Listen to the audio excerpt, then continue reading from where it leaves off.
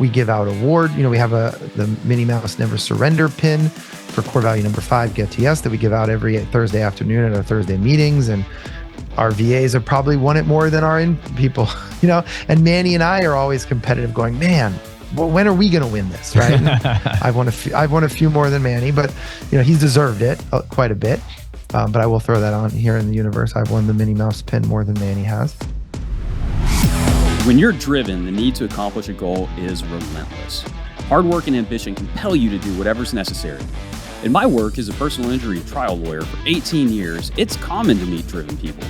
Those with drive can have different personalities, careers, or backgrounds, but they possess one common factor. Despite their passions, driven people want to surround and motivate themselves with other driven people. If you want to learn how to overcome obstacles by learning from others, then tune in here. This is the Driven Crowd Podcast.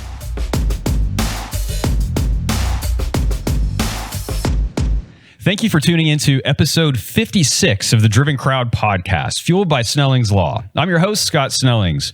My guest today is the owner and CEO of Rossen Law Firm, Adam Rossen.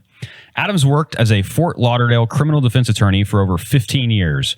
After graduating from the University of Miami School of Law, Adam started as a prosecutor at the Broward County State Attorney's Office, where he handled various criminal cases. In 2008, he established his law firm, leveraging his experience and expertise to defend numerous clients facing DUI and criminal charges successfully. In addition to practicing criminal defense, Adam coaches high school basketball and even coached the firm's managing partner and previous Driven Crowd guest, Manny Serra. Adam is also a devoted husband to his wife, Kyley, and a dedicated father of now 2 boys, Chase and Luke. Adam, my friend, welcome to the podcast. Scott, thanks for having me. I'm so excited. I know we've been trying to get this done for a long time, so I'm glad we finally got it done. We really have. I was starting to get my feelings hurt because you kept canceling on me, Adam. I know. I got a busy schedule. No, I mean, if I could have flown out to do it in person, I would have loved to. But thanks. I'm glad we can, finally get this done. Absolutely. And you are an incredibly busy guy. So let's just dive in right there. You have a law firm, 15 years. How many attorneys do you have working with you right now? We have 6, including me and Manny. So we have 4 that are fully in production. We have, actually been longer than 15 years now, I think, something like that. I mean, I've been almost a lawyer for 20, had the firm for, I think, since 2008. So what is that? 16, 17 years. It's gone by pretty quickly. It does go by quick. It does go. I opened my, co-founded a law firm in 2008, and man, here we are, 2024. We just celebrated our 7-year anniversary of Snellings Law, and I was sitting there looking at the picture just thinking, oh my gosh, when we started this thing, it was a paralegal and it was me. And here we are, a team of close to 15, 16 now. And as you well know, outside sources helping out too, and time just flies. Yeah. So give us just a brief overview of how you started out and how you got to the team that you have right now. How did you grow? Yeah, well, so, from 08 to 15, it was a different firm that I co-founded as well. My old partner, Bill, him and I are still really good friends to this day. And from that 7-year journey, we never grew to the point where we can have staff. I mean, we grew a little bit in revenue and stuff like that. But so the Rossen Law Firm, there's kind of 2 different origin stories of it, depending if I want to go back to 08 or just back to 2015. But starting in 2015, we had maybe a 6-month wind down plan. And that's just when I really said, I need to dive deep into this stuff. I lost my partner, and it was great in some aspects of having him because we kind of held we held each other's hands to make that big jump together. But at the end of the day, I'm like, okay, so it's all on me. What do I have to do? And I can have a lot more freedom, but it's all on me. So I just dove deep into learning about anything that I could. It was about a year of just not a lot of action, just tons of learning and kind of setting that foundation. And then it was finally the end of 2016. I know because I got married in November 2016, and December 2016 is when I went to my first GLM boot camp. It wasn't even in their offices. It was in the Hilton Garden Inn somewhere in Virginia, Northern Virginia. And, it totally was drinking from the fire hose, and just everything kind of took off from there. And, here we are now, about 22, 23, 25-ish people. We've had massive growth, and I think we're on year 9 technically of Rossen Law Firm. And it's been one, amazing journey. Not all points have been great, but I mean, overall, it's been absolutely amazing. And we're still only getting started with what we want to accomplish. That's awesome, man. Fantastic to hear those things. Tell me this. Let's excuse me. Let's talk about the dichotomy between those two law firms. The first firm that never experienced any growth. Walk me through why. And I can almost tell you why, because I've seen several criminal defense firms, and by firms I mean just basically groups of attorneys that share an office. And what was it that you learned within that year and then after joining GLM that really propelled you forward? Yeah, so with Bill and I, it's two 26-year-old guys who were like, hey, we've been doing this for 2 years. We're young, hotshot trial lawyers. Let's just do it. And there was no business plan. There was no marketing plan. There wasn't a lot of intention. Now, we did stumble into some things. And look, we were smart in some ways. Well, in some ways, we were too dumb to fail. But in other ways, we were kind of smart because, when you're 26 years old and you have all you have is what you need to live off of and maybe student loans to pay, the bare necessities. You're not 40 years old with a wife and 2 or 3 children. There was a lot less pressure. It was more, the only pressure was the ego pressure of, I don't want to come crawling back to the prosecutor's office. I don't want to have to take a second job in doc review, and I don't want to have to quit and feel like a failure and go get a real job, for somebody else at a law firm. Right. So in that way, it was kind of easy. But in other ways, we didn't know what we were doing. The only book that we had was Jay Foonberg's classic of like how to start and build a law practice or whatever it's called. And, we planned for 6 months and we thought our plan was good. Our plan was terrible. But we stumbled into things. I'm a big believer in the law of attraction and how that works. And that did work for us very well with just manifesting and putting things out there and finding opportunities and seizing on some opportunities. But that was it. And there was a lot of fear from, oh my God, well, I want to do this marketing initiative, but what if it's going to cost $10,000?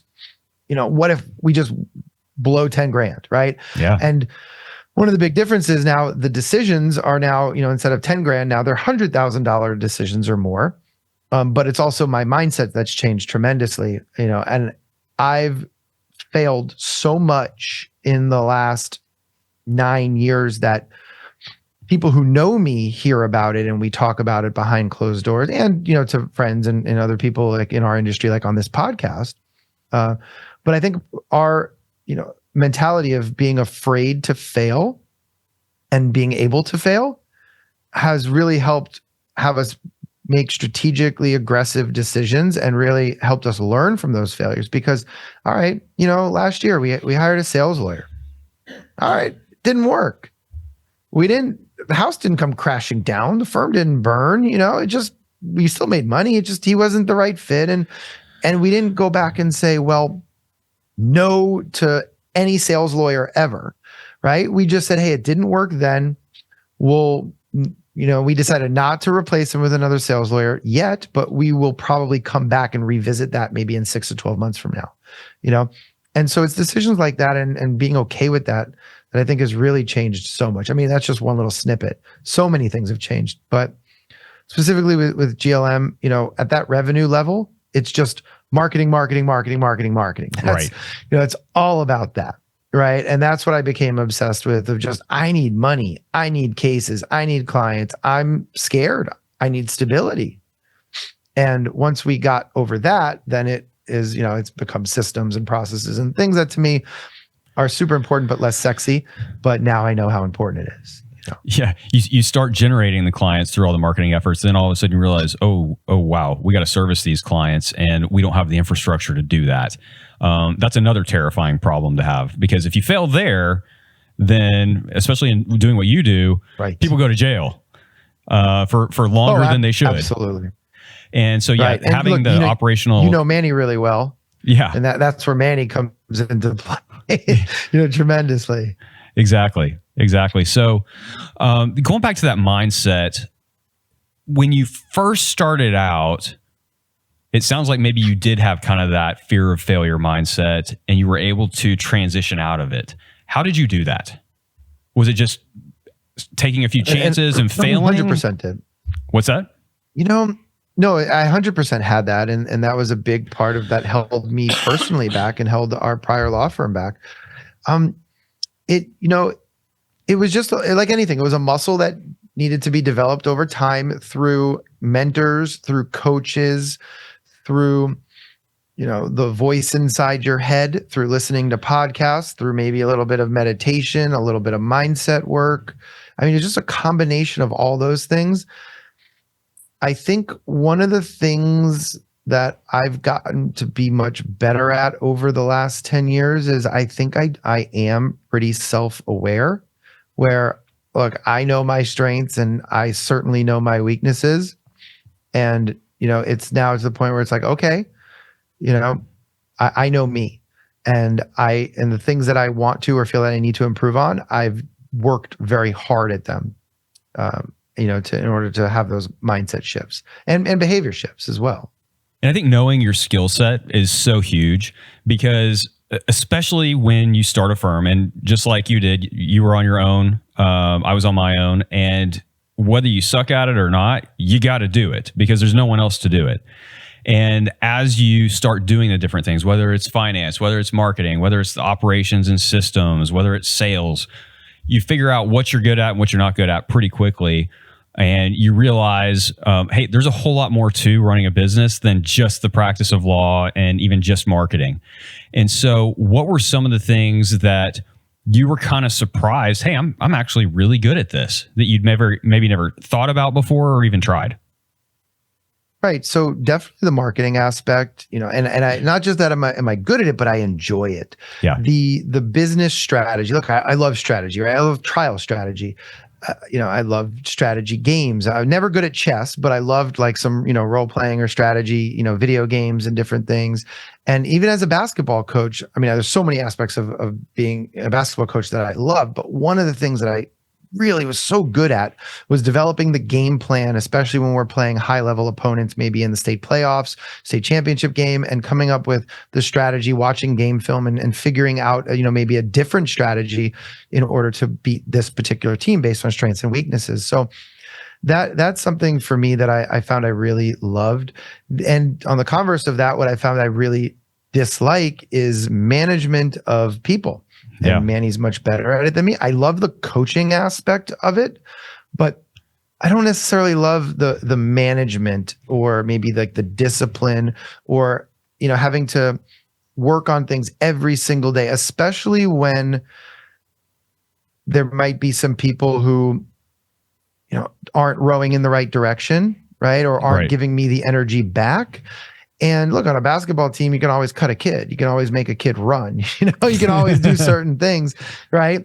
And you can't necessarily do that in this atmosphere. So it's a little different. And just also there's always a difference. I've been a head coach, never in high school. Well, at parts in high school, I have never for a full year.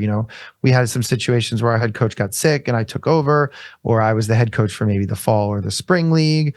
But there's a major difference between what I always say is sitting up and standing down, right? The head coach in basketball usually coaches standing up and the assistants are usually sitting down. And you see the game differently. You have different roles and responsibilities. So it's the same for me right now. I'm the number one, I'm the leader, whatever title I have, CEO, visionary, it doesn't matter. But right, that's my role.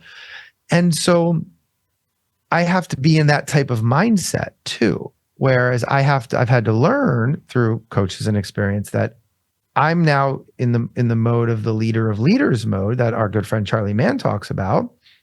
Instead of I'm not the one necessarily who's going to be on the ground, managing with 15 different people and having those things. I like parts of it, but that's just, it's just not my thing. And there's other people who it is their thing. And I think that's the most important thing. What I want people to really take away from this part, and it's really important, is that on one hand, back in the day, right? Coaching and playing sports, it was work on your weaknesses, work on your weaknesses, work on your weaknesses. Mm-hmm. And through coaching high level sports, I realized that's not how you build a team. You bring somebody else in to, whose strengths are your weaknesses. Now, it's not always 100% black and white, because if overcoming fear is a weakness, then that is something, especially as me as the business owner, I do need to work on, right? If it's maybe a personal flaw, a mindset flaw, a behavior flaw, right? That it will make me a better leader, a better human being, a better, person, then absolutely you have to work on those weaknesses. But if it's just, hey, I'm not a good manager, but I'm a good doer, right? Then get a good manager, right? If I wanted to be the TV lawyer, the guy who's in court every day and still build a sustainable law firm, then I can hire an outside CEO or an outside COO to run the business. Hire a badass professional law firm administrator, where then I can still be the trial warrior. But right, and pick up on that slack. So it really is choose your own adventure for whatever you want. And I just think it's a combination of improving the personal things that everybody should get better in, and then hiring other people to, to make up for what you lack in more of the business side. Yeah, I totally agree with that. So, and long answer. Well, no, and a fantastic answer at that, because we're always taught, hey, to your point, work on your weaknesses. And man, you waste a whole lot of time when, if you were working on your strengths, you could become an all-star. You could become the absolute best there is at those things that you're really good at. So as you grew, obviously you're not and Scott, so to give you one more example, I need to work on being a better leader of leaders, but I don't need to work on being a better managing partner or a better head of intake, right? Or a better marketing director, right? Because now we're at a part where I can fill in those positions with those people. But me as the owner, I do need to work on being a better leader of leaders and getting into that more of that 8-figure CEO mindset, because that's where we want to be. Yeah, absolutely. So as you started to recognize, all right, I'm going to step away from the day-to-day trial attorney things, or I'm going to step away from the marketing director type jobs, how hard was it for you to make that transition of being in the weeds in whatever role you were in to delegating to the person that you hired or to someone else that you push those duties to? So getting out of law was surprisingly easy. It was, it was a quick, impulsive decision that was probably 5 years in the making, if that makes sense. Yeah. So what do I mean by that, right? In 2021, at the end of 2021, we had 6 people. We had 6 right before COVID. Okay. And part of, some of the things that we did during COVID, I think, actually, I do think we did an amazing job. And I actually think I showed great leadership during COVID. And we started being on a real uptick, right? And so we made one hire that started in January, and then we went from 6 to 13 people in a year. And we went from 2 to 5 lawyers in 8 months. And what happened was, when we hired the 5th lawyer, it was more of that luxury, it was a luxury hire. It was an amazingly talented lawyer just randomly became available. We had no idea, we had no desire to hire somebody, but to go so fast. And I said, you know what? And I was talking to Manny, I go, Manny, if we hire her, first of all, people like her at her skill level just don't come available and want to work here every day. And if we do, then this is the ticket to getting me out of production, which hopefully can continue to expand and grow the firm, which it has. I'm like, this is what I've been taught and trained for the last 5 years. I'm doing it, right? And it kind of all came together. And it was, it was a decision that was basically made within 2 days. Now, I did have about 3 months of a little bit of moping around the office, not knowing what my identity was. But after about 3 months, I got over it, and still for the next year, I'd be in lawyer meetings and, because I still like the strategy part of it. And I'd be like, hey guys, remember, I'm a really good lawyer too. And they'd be like, Adam, go away. We know. We'll talk to you when there's a really big DUI manslaughter case and we really need you, or something. But that's also because I was very fortunate. We have amazing lawyers at our firm. You know some of our lawyers. You've seen how we operate. We have, I think we have the most amazingly talented team, not just lawyers now, staff and everybody. But that's what it was. So for me, it was kind of easy. Yeah, the first 3 months, there was a little bit of that identity shift, but I had to work on that at home and with coaches and masterminds and groups. And eventually I'm like, okay. Now, the marketing aspect is still a little different because we've had many people who are marketing assistants and in different marketing roles. We've had Laura now for the last year, and in that role, in the marketing director, chief revenue officer role. Laura's doing a really good job, but I'm still very involved with her because the firm's vision needs to be, put forth through the marketing team. So her and I have a lot, right, where we're kind of yin and yang on some of these initiatives, but then she goes and she implements and she manages the team. I have had to step back, previous to her, step back into that marketing director role a few times. And again, I'm not a good manager on a day-to-day basis. I think if that was the only thing I had to do, I could do a pretty good job of it. But with all my other duties, I'm a great marketing visionary. I'm a great marketing thinker and planner, but other than that, no. Yeah. And there's just some things that like I can have the ideas, but I don't necessarily have the skill to execute either. So I think that's one of the other aspects that have a real professional come in. Absolutely. I don't know that we would get any marketing out, regardless of whether I had any good ideas or not, because having the time to sit down and actually execute on those ideas is just non-existent, quite frankly. And so to that point, you still wear a lot of hats. I mean, I've been at your office, I've watched you guys work, and you're all over the place. You're helping with sales, you're helping with some strategy on marketing, you're looking at numbers, you are having phone calls with other lawyers, you're recruiting. How do you handle your time? It's a great question. We've changed a little bit since when you were here, last fall. For the better. So as we are right now, which is end of, third quarter of 2024, Manny does not have a caseload. Manny is fully running our intake team. And right now our intake team is the best it's ever been. And in part because, look, I'm a good trainer, but I don't think I'm the best manager. Manny's a very good trainer, coach, teacher, and a great manager. And we have two people that 100% buy in to our core values. And we changed up our hiring process earlier this year. And I think it's been probably so far the number one major win that we've had of the year is the way we changed our hiring process. So Manny's doing an amazing job. I'm only in 2 to 3 sales meetings a week now. Okay. I've really cut them down, and Manny is now our chief sales attorney. So, so that's something that just a few months ago, I'm like, I have to fully get out. I do. And Manny's taken over and he's done an amazing job. So that has taken up a lot, taken off a lot off my plate. We now have, a staff manager, Gretchen, who's doing a really good job. And Gretchen is freeing up a lot of Manny's time on the managing partner duties, where she's running our entire staff, and the lawyers respect her tremendously, and she's running a few of the meetings on a daily and weekly basis that Manny previously run for the production team, for the legal team. And so that allows Manny to help into marketing more and really spend his time on intake. So a few of those combinations. And of course, because I can't not do anything, and based a little bit out of necessity, I am now teaching a high school criminal law and criminal procedure class. And so that's taking me out of the office. I was supposed to only teach one, and now I'm teaching 2. Long story that we won't need to get into.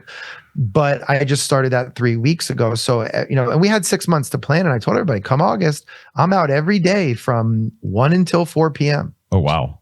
And we're going to figure it out. We're going to make me irrelevant. Right. And I'm loving teaching. Now, if I did college, right, or law school, I could teach like Wednesday nights from 6 to 9 p.m. and that'd be much easier. This is a lot harder because it's high school. Right. But I'm teaching at the high school that I won a state championship coaching basketball at. I'm teaching at the high school where my 2 boys, or at the school, it's pre-K through 12, at the private school where my boys are going to go. So, it's great. And then they actually recruited my wife to teach or to coach one of the mock trial teams. So this high school, it's American Heritage. It's amazing. They have 2 campuses down here in South Florida, and they have 6 pre-professional programs. So, I have 10th and 11th graders who are on a pre-law track. And we had 6 of their students in our formal internship program this summer. And we also had we had 9 total. We had 10 total. So we had 3 in law school, 1 in undergrad, and 6 from high school. And the 6 in high school had briefed more cases than the 3 in law school. Oh, wow. So it's incredible. Yeah. And we have these state of Florida moot court and mock trial champions, in our internship program. I mean, these kids are brilliant and amazing. So it's a really cool, amazing program. And, I was asked to join it in February. And it was one of those things where I was like, for a few reasons I said yes. And then, the leadership team, I'm like, we got 6 months to figure it out. So I have an executive assistant now, right? It forced me to get an EA, and it forced me to really let go of the vine. Manny's day-to-day is a little more hectic. So is mine, just from moving different places, right? Right. But, it's something I really wanted to do. And, I'm doing it and I'm loving it so far. Fantastic.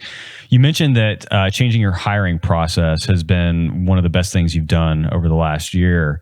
Would you mind sharing what you've done, how you've changed it? Yeah. So we went to a 3-day hiring workshop and just revamped everything. And we use Culture Index. It's similar to Predictive Index, just it's supposed to be a little better and a little more accurate. I think it has 3 additional criteria that it tests for. And we used to use it at the end of the process. And, we would, of course, there's people screw everything up, right? Because, I like this person and they interviewed so well and they're going to be amazing, right? And then it comes back saying, no, they're not, or not for us, right? I mean, I'm sure they're an amazing person in their own right, of course. But, and what we do now is but we got formally trained. We hired a coach on it, on Culture Index, and we bumped it up. So that after they apply, that is the next step. And because it's 91% validated, it passes the EEOC testing for discrimination, where you can discriminate on it. And so we do that in our hiring process. We've come up with different archetypes for different positions. Now, it doesn't mean it's only this, right? But we have, primary, the best, and then we'll have a few secondary and tertiary ones. And then we also know certain things that we don't want. So for example, somebody who's my profile would be a terrible legal assistant. Right. Okay. And especially long term, right? So we have certain profiles that we're looking for different positions. Although my profile is not 100% ideal for intake or sales, it could work very well for intake and sales, right? So my profile is maybe a secondary or tertiary profile that we're looking at for those things. And so it really helps in that regard. We got a lot more intentional and we slowed down the process with the interviews, and having less interviews and less in-office work days. We, in 21 and 22 during the Great Resignation, it was like, oh, you have a pulse, you don't seem crazy, come in for an in-office work day, we'll pay you and we'll see. And then sometimes it was like, we weren't prepared, we weren't ready. They would be with us for 8 hours and we still wouldn't know if they were good or not. We'd have to bring them back a second time, and we just learned to go much slower, and the job market has shifted a little bit. So in the employer's benefit, I think, especially now.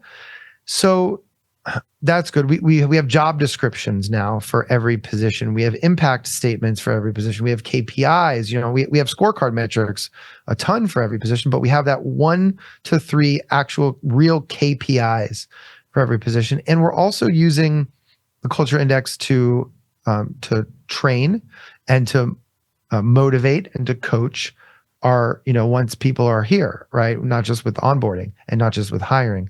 So we've just, we've revamped the entire thing. We have more people involved than me now. So whereas the point is, I'm not meeting with everybody that we hire. Yeah. Especially in the beginning, but even last year I would come in and do you really want to work here? This is the 15 ways working here sucks, right? And to really kind of get through hey, these are our core values, this is our culture aspect. But I don't even have to do that with everybody now. So it's interesting you just brought up culture, core values, and you're an EOS guy. In fact, you were one of the ones instrumental in pushing me to go try out EOS and go meet with an implementer. And I recently gave a talk to DTLA and the local bar association here, the Collin County Bar, on growing and keeping an amazing team. And my premise is it all comes back to the culture. And if you don't specifically think through and define your culture, then nature abhors a vacuum, and your culture is going to exist, right? Yep. There's one that's going to form, and you're probably not going to like it. And so talk to me a little bit, Adam, about the process you went through to put that intention into creating your culture and how you think that's affected your trajectory and growth. Right. Well, as you know, Manny and I are very similar yet very different. Right. Right. And we both expect a lot of ourselves. We both expect a lot of others. We used to say excellence is the standard, and we've changed that to, more of the Vince Lombardi quote of we're going to strive for excellence and perfection used to be the standard. And now it's, we're going to, chase perfection and catch excellence, right? Which is the Vince Lombardi quote, one of his many quotes. But we had, David, who's the head of our federal white collar practice, amazing lawyer. And he was the third lawyer, me, Manny, and then David, right? And after a few months, and this is 2021, right when we started on EOS, and he said, guys, like, you're not I left the PD to work for another firm, a pretty well-respected white collar firm in Boca Raton, and I left there to come to you guys. He's like, but I got to say, like, you guys are hardcore intensity. And I feel like if I don't win every single case, then, I'm soft, or I'm, not a great lawyer. And we looked at it, Manny and I looked at each other and we go, I guess we are kind of intense. Yeah, that's who we are, David. Like, look, you don't have to win every case. We love you. And as long as you're trying, but yeah, we do expect a lot of ourselves. And I think that's pretty cool. Right? Obviously we could soften the edges a little bit. Right. And so then the formal process of putting pen to paper and having long conversations at maybe a focus day or a vision building day in EOS really helped us solidify what our culture is. And then, kind of the old Ben Glass of attracting and repelling, not just in marketing, but with people as well. And we also, look, I believe in the law of attraction, and I believe in energy. And so what we've realized is you could not know anything about how to do the job, but if you're about our culture, you're going to bring energy on day one or day two. It's just a feel. It's just an aura. It's just the way you carry yourself. It's the questions you ask. Are you proactive or not? And right, we have our 5 core values. And the big one, the 2 biggest for us are 3 and 5. Core value number 3, which is take action, and core value number 5, which is get to yes.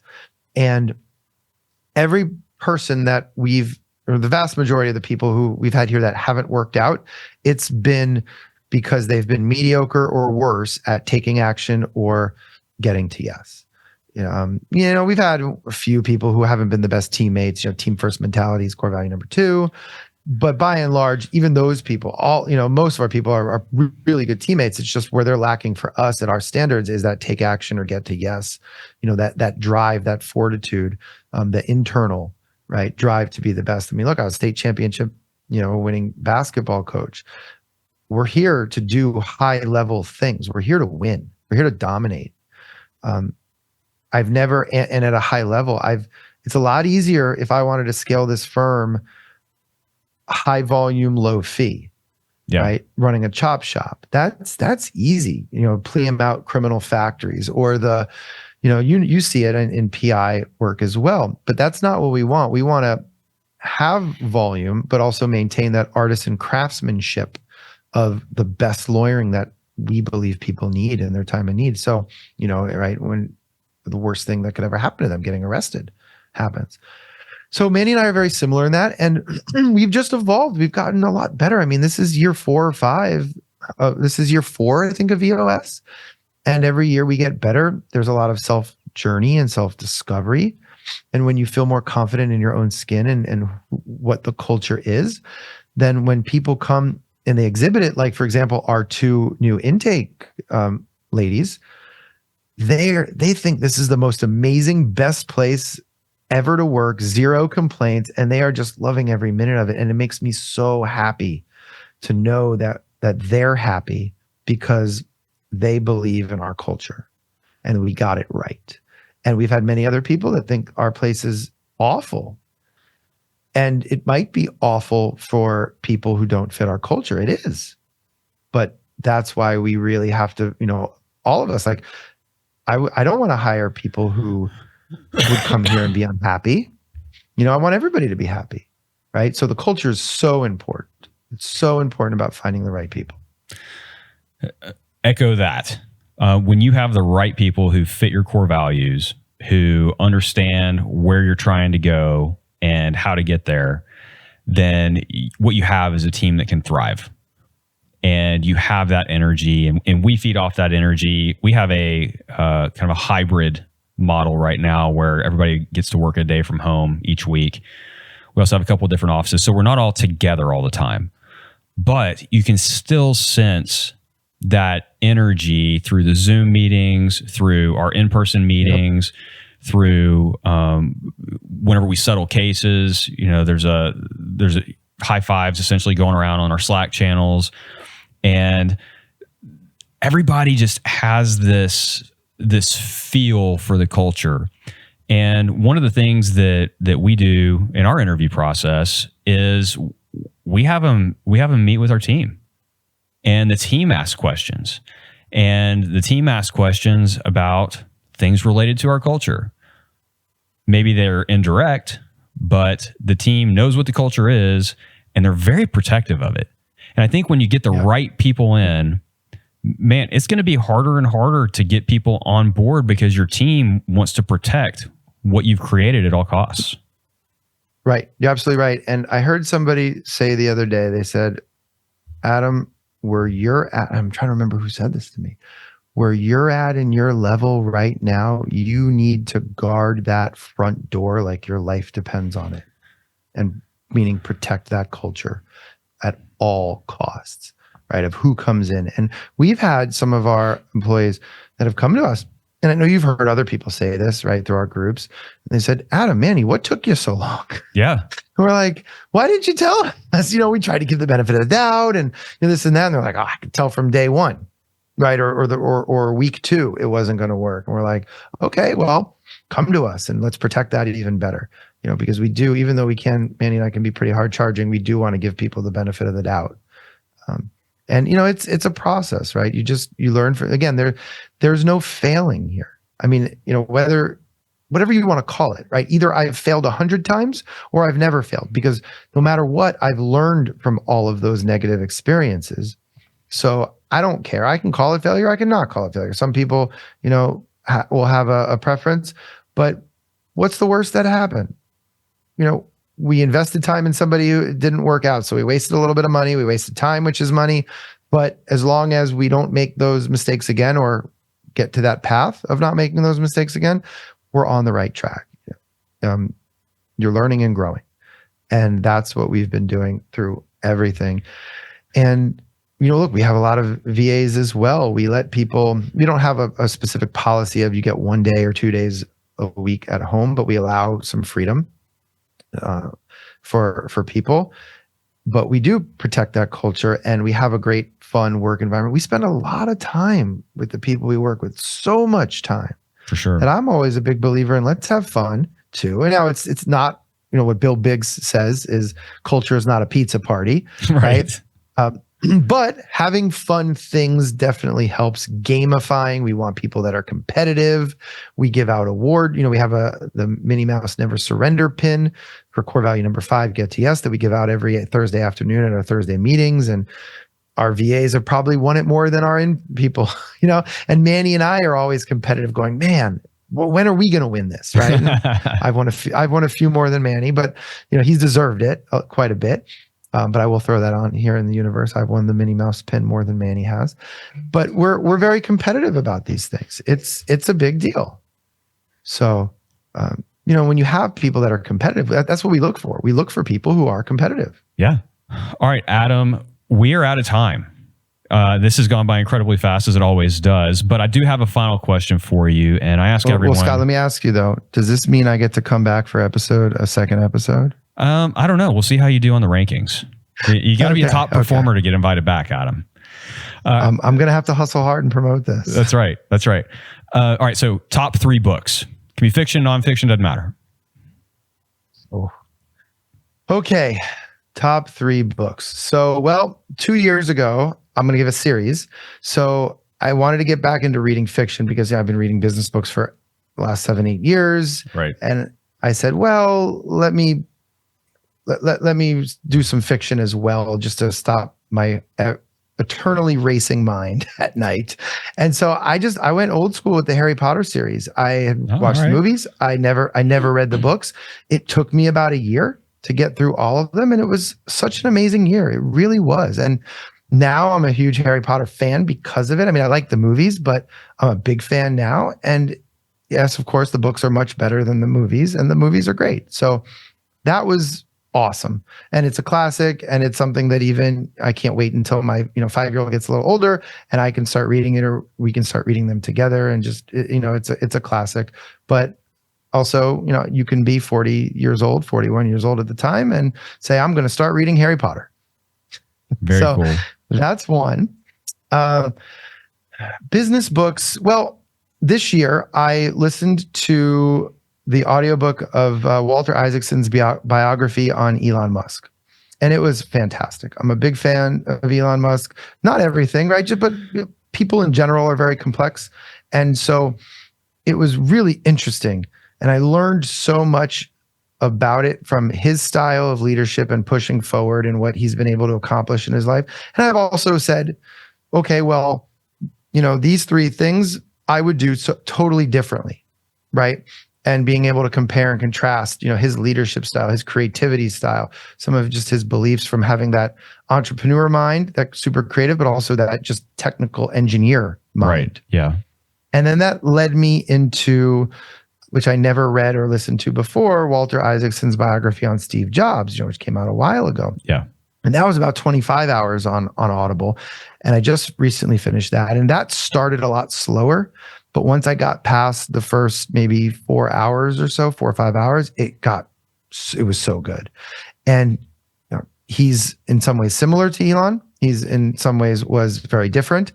And again, just hearing some of the war stories and being able to know how, we all know Apple, we all know Pixar, we all know Tesla, we all know SpaceX, right? And all the other cool things that Elon's doing.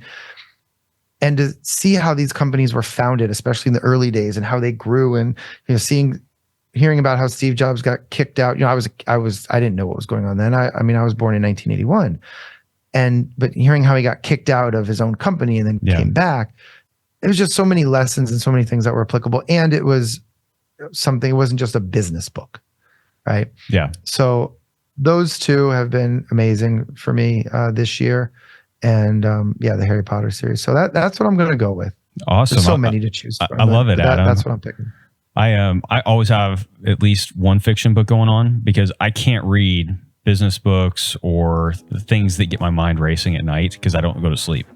All of a sudden I'll start the idea train will start coming and I want to work through it in my head before instead of going to sleep. So thank you very much for those. And thank you very much for your time today. I really appreciate it. And thank you to everyone who tuned in to this episode of the Driven Crowd podcast. And we will see you next time.